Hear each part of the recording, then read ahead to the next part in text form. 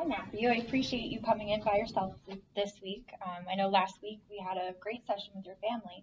Do you want to start with maybe how you felt when you left last week? Sure. Yeah. Thank you, Sarah. I mean, it's interesting that you said our session was great Okay. because I still feel discord with my family, specifically with my parents, how they're not really listening to what I'm asking of them uh, in how I want my son to be raised. Okay. Uh, it was very challenging for me growing up, being a Latino in this country. And uh, at home, my parents wanted to keep our family heritage alive, which is fine. I'm okay with that. I want to know my history and I want my son to know that.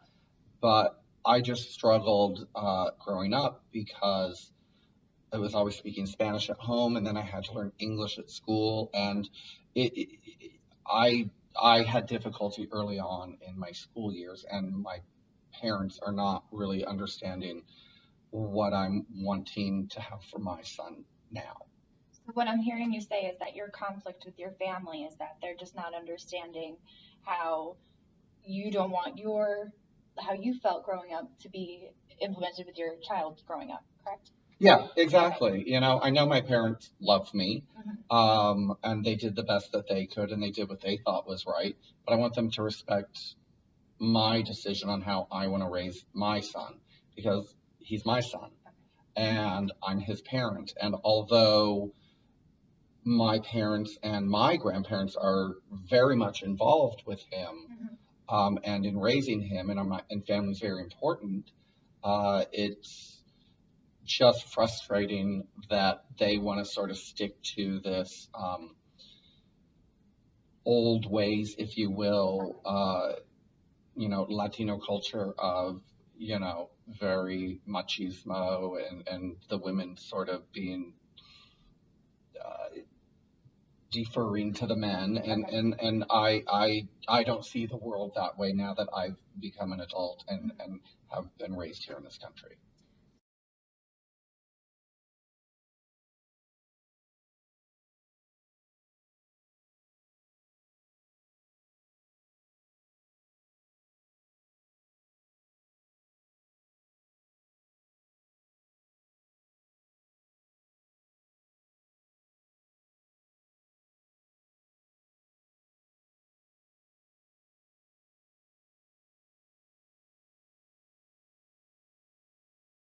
So I know we're meeting individually today, but I did want Mhm. to remind you that it's very important to understand how your role fits in with your family's role. So I want to take a look back at your assessment that we had completed, along Okay. with the genogram with your family that we had done in the beginning of our sessions. Right. So from your family assessment, um, we talked about how your family is very good at supporting one another. We also mentioned, um, talked about how your grandparents and your parents immigrated from Hmm. South Yeah, America that's to right. America Hmm. to have you and your siblings.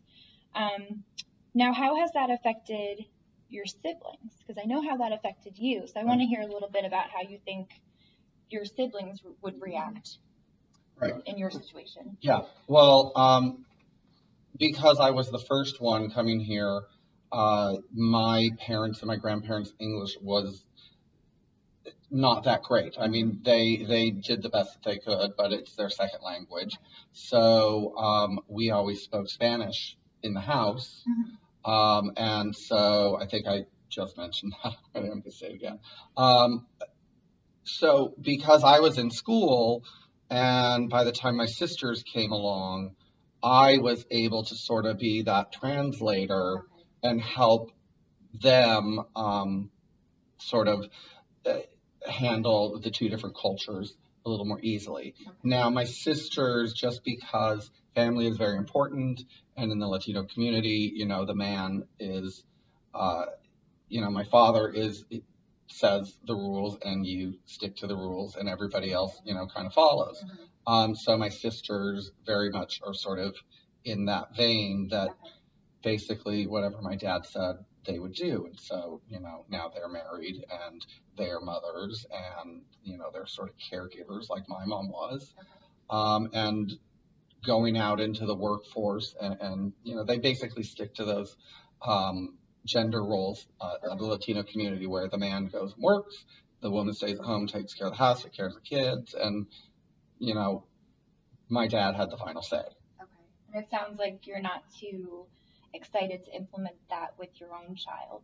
No, definitely not. I mean, I'm having the issue right now that my wife left me because she just couldn't handle this anymore, and my son is 24, so he's 2 years old, 24 months old, and I want to make sure that he understands that everybody is equal, that he can be whatever he wants. My parents definitely supported me when I went to college and saw that education was important. I'm an artist. They didn't like that. They wanted me to do something more, in their eyes, substantial.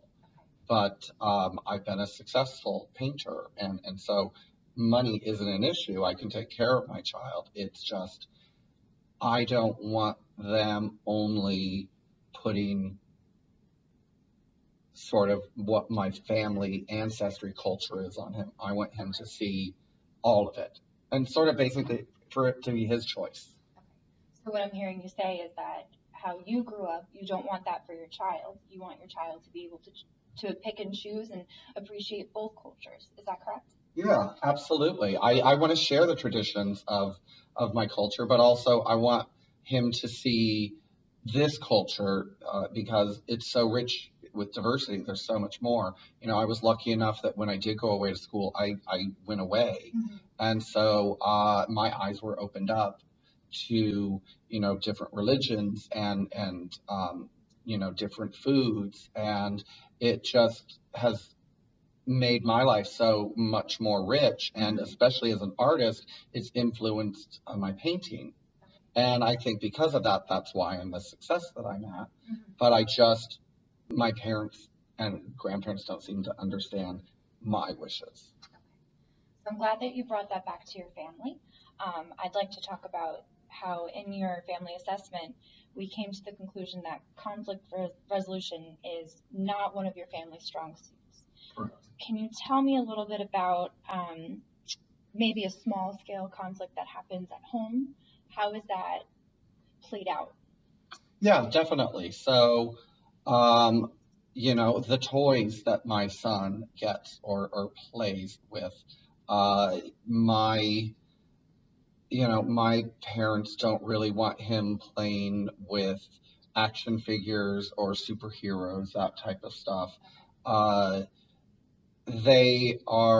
want my son to know Spanish, but I also want him to hear both languages.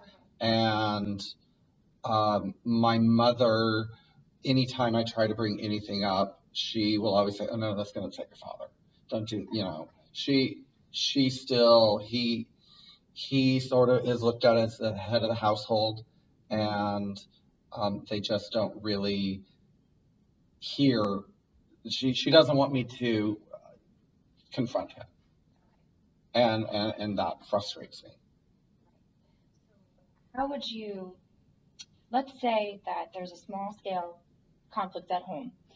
I'll pretend to be your mother and you will be yourself in the situation. What would you want to say to your mother to help her understand your side of the story? Right, I've never done this. Sure, I'll try. It's a little weird. Okay, Mom, I want you to hear. First of all, I want to thank you for giving me the opportunity, you and Dad and Poppy and Grandma coming here. My life is clearly better because of that, and I want to thank you for being courageous with that. But what I want you to understand for me is that I want my son's childhood to be different. It was difficult for me, and I don't want things to be difficult for him. I want him to sort of assimilate more than I did. My whole elementary school time was very much a struggle, and I don't want that for him. I want him to kind of fit in, and I want you and Dad to to help support that, not to disregard all of our roots, but give him more. Now, how did that feel? Um, I mean, it was very emotional. It was really difficult for me to say those things. Thank you, thank you. I had to sort of restart because I know my mother's going to start to cry, and I don't want to see her cry, and I don't want her to be upset. And um, I am very grateful for the opportunity that they've given me. Um, but I don't want my son to necessarily be put into a box and to follow specific stereotypes. I fought that with my parents. And there were some years, definitely my college years, where it was difficult for us. And I don't want that for him. So, for some homework this week, do you think that maybe you can start that conversation with your mom? Would that be something you'd be comfortable with? To take that role play activity and actually. I can try. Yeah. I'm open to trying it.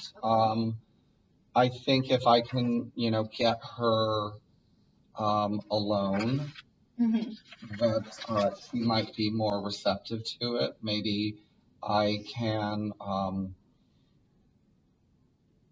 have one of my sisters be there and maybe be a little bit of a support on my side, because they married men that are not Latino, and so I feel like they're assimilating their children a little bit more because they're not in the house.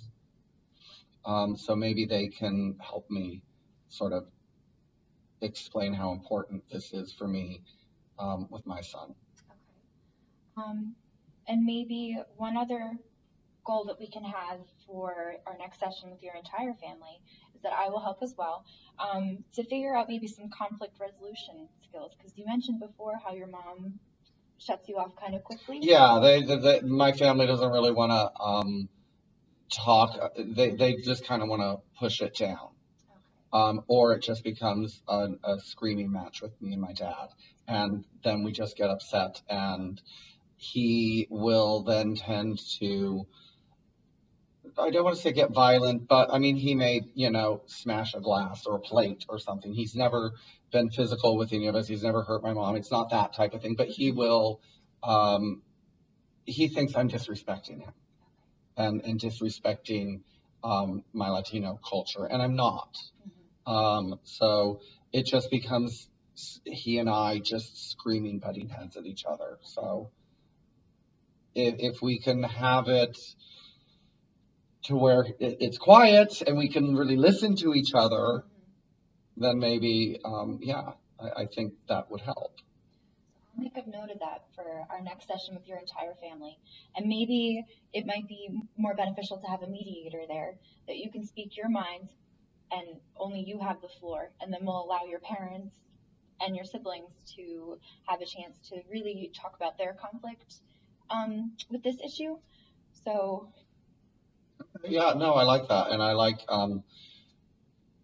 bringing you said the whole family in, and specifically with my sisters, because we've talked about this but never at length, and because I'm a few years older than them, I feel I get the sense from them and the few things that we've said that things were a little bit easier for them. And I think that maybe they actually might think a little bit more how I want to raise my child, but because of our culture, they don't really want to, disrespect or confront my dad.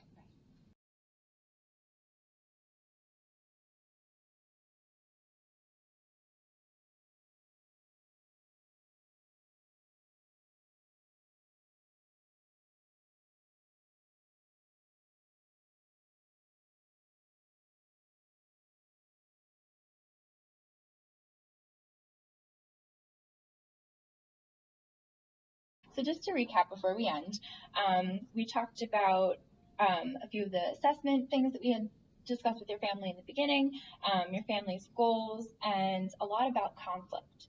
That seemed to be a big topic this Yeah. session, which I'm glad that you came in as a separate unit from your family. However, when we do work with your family in the later sessions, the whole is a client. So I'd like you to remember that your actions influence your family, and your family influences your own actions as well. So the goals that we came up with are that you're going to try to have that role play conversation with your mother, Mm-hmm. Okay. and that you're going to try to implement some conflict resolution skills within your family at home. And like I said, if that doesn't work at home, we can always do it in a session if that would make you feel more comfortable. Okay. Yeah. I definitely think that I can, if I can get my mom alone, I think I can have that conversation. And I will, work on conflict resolution things with my family, making sure that, we don't just shut it down, or that we try to have a dialogue. I think having everybody in here and talking about it will, in sort of a non-territorial environment, if you will, sort of a neutral zone, I think that will help. And maybe setting the ground rules, if you can, sort of tell my family, whoever has the stick or whatever, they talk. And I think that maybe I don't think I'm hearing my parents, and I don't think they're hearing me. And then that's really, I want to be able to hear them, but make sure that they hear me too. And I appreciate that you said that. That's my goal as the mediator between you and your family and you, is to make sure that everybody's hearing everybody and that all conflicts are resolved. Do you feel this is a good place to stop today? Yeah, I think so. You've been very helpful. Thank you. Great. Thank you for coming in. We'll see you next week.